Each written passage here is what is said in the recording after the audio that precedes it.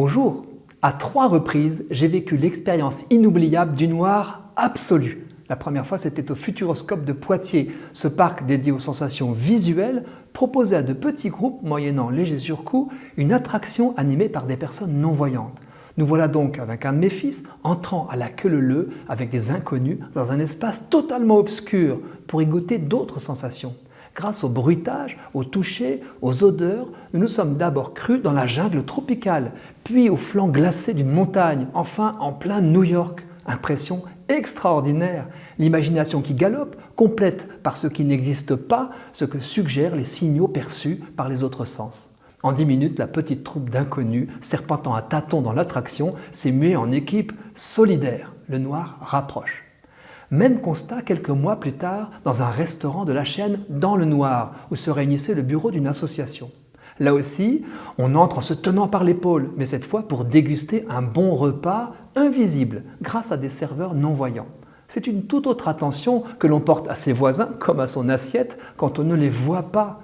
Cette fois, l'environnement bien réel, les autres tables, les autres convives, les murs, est inimaginable. C'est comme si l'on était débarrassé de l'accessoire pour se concentrer sur l'essentiel.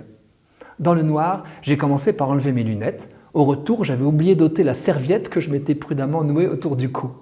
Ce jour-là, j'ai découvert que le noir ne l'était pas. Nous avions pourtant laissé au vestiaire le moindre objet fluorescent et nos téléphones portables, mais à l'intérieur de ma tête vibrait un panorama non figuratif avec toutes sortes de lumières, un peu comme en offre la Voie lactée quand les yeux s'habituent à la nuit.